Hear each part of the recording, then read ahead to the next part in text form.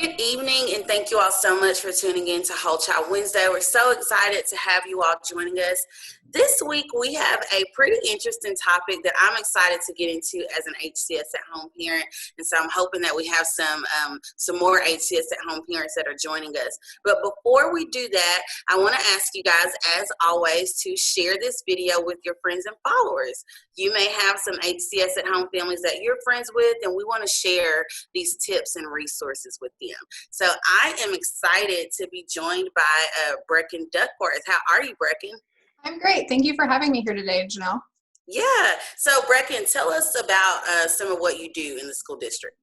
Yeah, so my colleague Kelly Weiss and I were the directors of HCS at Home and some of the special projects we have going on throughout the district this year to deal with COVID. So we are here to support your students who are with HCS at Home at your schools. Awesome. And John, I didn't get a chance to introduce you. Go ahead. Sorry. Hey. Yeah, no worries. I'm John Cunningham, and I'm a program manager in the social emotional learning department. Awesome. So parents, again, this is Whole Child Wednesday. If there is anyone joining us for the first time, Whole Child Wednesday is the district's effort to engage families around the whole child. So sometimes we have fun topics, sometimes we have some serious topics, and then other times we have topics that help you to support your student academically, and that is what we have today. I got an email actually about productive struggle, and one of my first questions is, what is that? And so I'm sure that we have some parents that are wondering what that is as well. So Brecken, could you kind of tell us about what is productive struggle and why is that something that's important? Yeah, and we have a definition here for you, but productive struggle is really making sure that your child is learning and developing grit through problem solving, and that they are learning as much as possible through kind of struggling. I know that sounds strange, but if you think about it, the easier it is in school, the probably less we're learning. If school's really easy, then the kid may have already known it. So really, we want to encourage some productive struggle, which means that students are trying to problem solve and they think through any of their answers instead of just giving up or wanting things to be easy.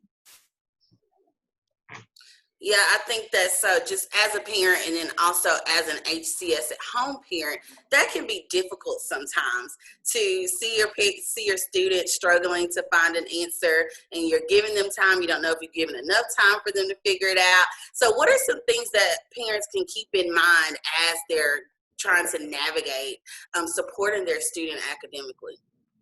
Yeah, so I think the most important things to keep in mind, and this is something that we have to do in the classroom too, right? This is really hard for teachers, but trying to remember that school is really more about our child's learning as opposed to the grades, and really making sure that we're encouraging our students that when we make mistakes, we keep trying so that we can continue to learn more and more. I think that those are some of the first things that I think of. And I'll be honest, some of these things are really hard. Being in the classroom for over a decade, it was very difficult. You want your kids to be successful. And so I think a lot of times when we're teaching students, some of our gut is to give them answers because we want them to be successful. But really the best way they can learn is through us giving some kind of strategic questioning to help them creatively come up with answers on their own and use the background knowledge they already have. Absolutely. So I'll tell you just in my personal experience, how do you find that balance between giving your child the answer so that they can remember it later down the line, or just that initial they need to find the answer? I think that that's where parents are. We have the greatest intentions in giving our students these answers, but how do we find that balance there?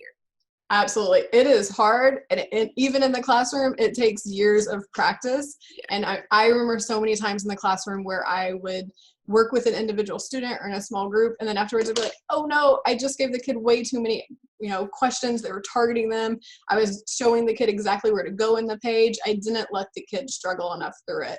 But I thought you brought up the great point when you were just saying, what kinds of questions, or like, how do you not give them the answer? Really just keeping in mind that think about the things that we've learned throughout our lives. I know as much as my parents gave some great advice, when I really learned things is when I made that mistake on my own. And it's the same thing with our academics, right? So parents, teachers, they can give us the answer, but when we've had to actually have that failure in our life and struggle to come up with the right answer, that's when it is a little bit stickier for learning. Yeah, I think that's so good to point out, and I think that applies to everyone, being able to learn from your own mistakes and being able to work through that. So what are the tips that you have? I know you have some tips and a couple of resources that we can share with families here. Yeah, absolutely. So something that's been studied a lot over the last, I would say, probably couple of decades, and you can find more research on this through Googling and YouTube videos. But there's two big ideas around developing grit and growth mindset with our students. And so grit is really building within our children courage to overcome obstacles and helping make sure that our children don't just give up when something gets really hard. And I think, so tied along with grit, one thing that we can do is develop a growth mindset in our students as opposed to a fixed mindset. So a growth mindset is really, Janelle, is really this idea that we can continually improve. Whereas a fixed mindset is more of, you think you were born with these innate skills, maybe you were born with a certain level of IQ, and that's just really it. That's what you're gonna know for the rest of your life, and you're not going to continue to get better at things. And so trying to find ways in which we can build within our children a growth mindset. So really encouraging them. I think some of the best ways are just the language we use in classrooms and at home. And so I know, I think one of my biggest accomplishments as a teacher is that I would always start out with growth mindset at the beginning of the school year, telling my students that we don't talk about giving up or saying that we don't say I'm bad at math. We say I haven't figured out this problem yet, or I haven't worked hard enough in math yet. And I think one of my biggest accomplishments that I was getting to is that with one of my classes one year, I will say I have not been the best at drawing and artistic abilities throughout my life. And I was trying to draw something for my students, and it was probably March. It was towards the end of the school year. And I told my students, I said, look, I'm really sorry. You probably can't even tell what this thing is, the stick figure.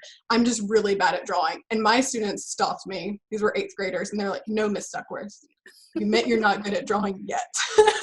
See, so I was like, turn you're back right. on you. You're right. I'm just approaching 30 at the time.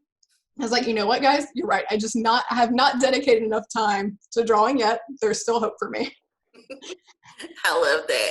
And I think that's so important, the words that we say and even how we, internalize those things. A lot of the times we're thinking we're just, making a statement and we go on to the next thing to say.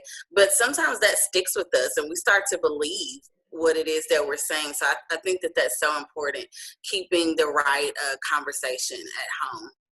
Yeah. How can we tell, if I'm a parent and I see my student struggling with something, how can I tell the difference between a productive struggle and something that they're just not getting and need that support?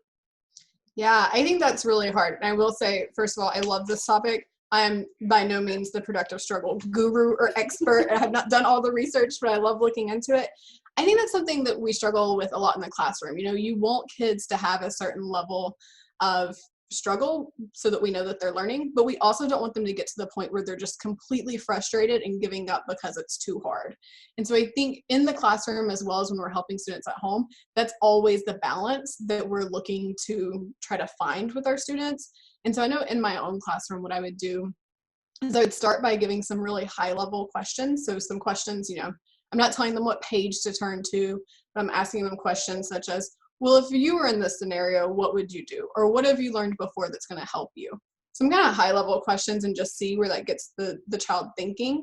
And then just continually checking back to make sure that the child isn't getting too frustrated and continue my level of questioning. But I really try to stick to asking students questions as opposed to giving them answers. But even that can get hard because I think we all know from being educators, we end up asking questions that just give kids the answers. It's very, very tricky to navigate. No one is saying that this is an easy thing to do. Yeah. I really like that question, John, because that is, again, trying to find that balance of, you're sitting there and you see your student or you see your own child struggling, but then not knowing, do they not know this or do they just need a little bit more of a nudge there? So that's good. So you have a couple of resources also that we can share. Yeah, so a couple of things that came to my mind that have helped me in growing in my ability to help students with this. There's a really good TED Talk by Angela Duckworth. It's only about 6 to 7 minutes long.